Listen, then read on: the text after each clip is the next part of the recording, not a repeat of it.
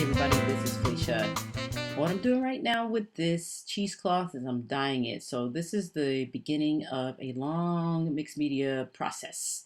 So I'm using some of the Tattered Angels, like a mist, clear chalky mist with some sheen and some Studio Calico's dark calico. So I'm going to let that cheesecloth dry. In the meantime, I'm going to prep my 12 by 12 watercolor paper here with some of the Tim Holtz new mixed medium or mediums.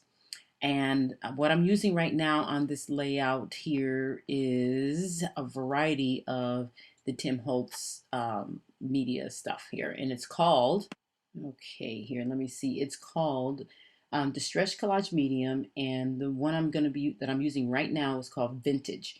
The one that I have underneath it is called Crazing, and this is some cool stuff. So what I did was I put both of those mediums down, and I wanted to have a little bit of a dirt kind of dusty road look.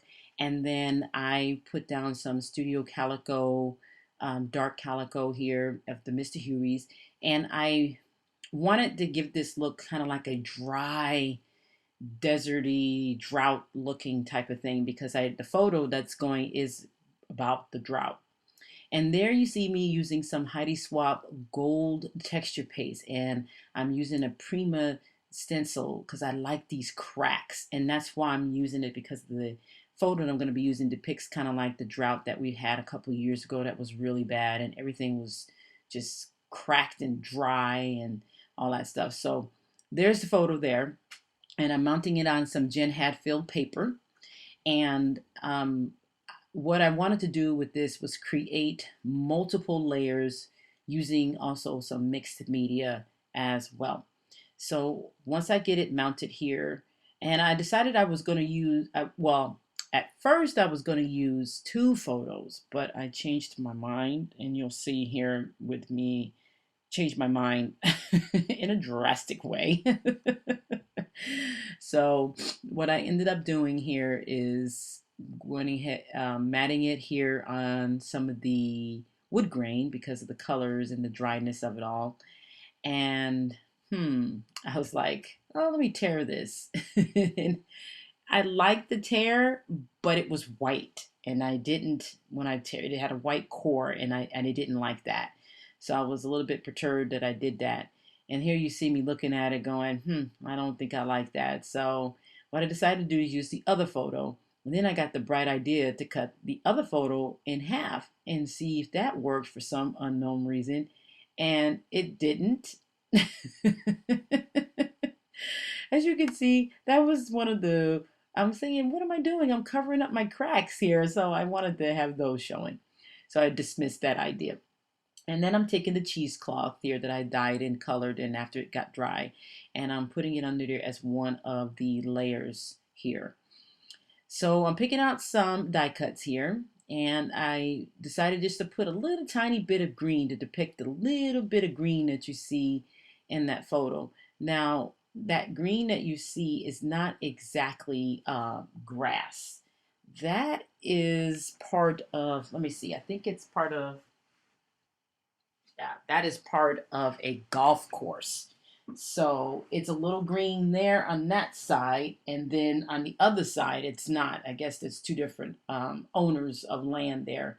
But oh, it was interesting to see that patch, and it wasn't a very big patch of green, and then all the rest of it was just completely dry and droughty looking. All right, so I'm creating some layers here with some of the frames from the Jen Hadfield die cut pack and some of the paper here. This paper that I'm using right now to layer the brown one is from, I think it was, oh, it's from a Tim Holtz 6x6. Oh, no, I'm sorry, 8x8 pack. And I'm also using some more paper from a different 6x6 pack, and I forgot what it was. So I'm tearing and creating this massive mixed media look here, and tearing and layering papers, layering the cheesecloth, layering the die cuts, And I'm trying my best not to cover up the cracks, because the cracks is what makes this layout for me. So that's what I'm doing. And I'm putting up that up in the corner there. But anyway, so this photo, oh my goodness, it was just amazing on how different two sides of the trail was, because one part of it was really dry, and it had a walking trail, and the other part of it was just a patch of green. It was just the weirdest thing. And we're supposed to be conserving water at that time, and a lot of people did not do it. A lot of people wanted their green grasses and their this and their that, and so they did not conserve anything.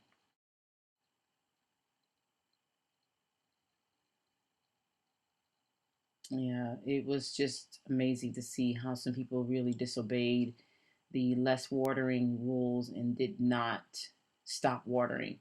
And that was a huge, massive part of the trail there that was green. But it was a patch, but it was a massive patch. It was just insane.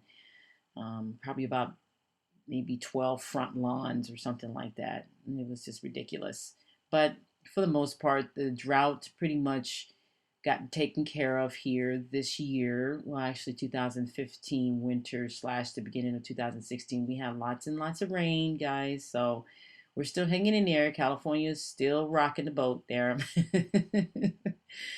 Alrighty, so as you can see, I'm creating massive layers. This is the most layers that I've ever done. I stuck a couple tags in there. One is a craft tag and one is just a manila tag, and then I sprayed it and kind of made it a little dingy-ish so that it would blend in with the background. And then I'm attaching some twine here to the tags as well.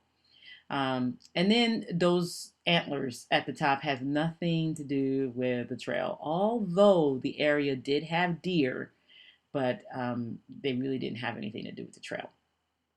So I gathered up some thread and put it in by the both of those flare buttons.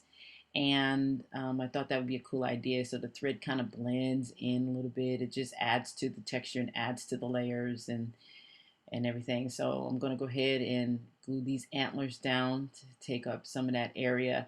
And if you look at the whole design of the layout, it's kind of going in the A. You got your triangle, look there, because I have my three clusters, and it's an upside down triangle, but it works. Alrighty, so I am pretty much done with this layout, guys, and now I'm going to be doing some faux stitching around the edges using a brown Sharpie to also go with the layout there. And then I'm going to do some journaling lines talking about how dusty that trail was and how dry it was, but it was a cool trail to walk on and hike a little bit, so it was great. And this was located in Gilroy, California, which is about 2 hours and 45 minutes from me. So we had a good time though. Okay, so I just wanted to come on here and kind of share with you guys what I've done. If you hear a little woo-woo in the background, that is my ceiling fan. It's pretty hot here. Anyway, so the stuff that I used, I've had in my stash for a little while, and I was trying to get a chance to use it. I mean, this is as mixed media as I'm going to go with this layout.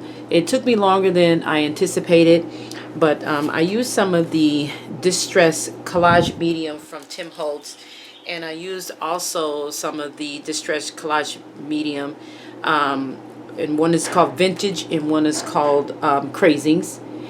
Those are the two that I used. These work absolutely wonderful. They're smoother than I thought they were, and I just really like that, so I'll be using these a lot more often. And then as far as the sprays are concerned, and I used a dark calico from Studio Calico, is the Mr. Huey's. And then I also used some of this chalkboard to give it a little bit of a spritz, like a sheen like. I've had this glimmer mist in my stash for probably almost a good, and it still works, it is still very good, for about 6 years now. So I used that. And then what I wanted to say was I used something new. It took a while for it to dry, and I love the effect it has on here. And it was the Heidi Swapp Gold a texture paste. This is really nice stuff. It's very thin and it goes on real smooth, and it dries. It takes a little longer to dry, but it dries. When it dries good. So I had to take my heat gun to some of it, which caused it to have a completely different texture that is out of this world. The camera in the video really doesn't do it justice, but oh my goodness, this was just the best stuff. And with that texture medium from Tim Holtz, it gave it some texture, some smooth texture, and it's some cracking at the same time. I don't know if you can kind of see that, but that's as close as I can, kind of get with that. So I just wanted to get on here and explain a little bit about what I've done with my mixed media and everything, and with the cheesecloth, which I thought was a cool idea, and add another layer and texture to the layout. So that was good. And thank you guys for watching. Here's some close-ups, and I thank you for hanging in with me doing my total mixed media layout here. Take care, guys. Bye-bye.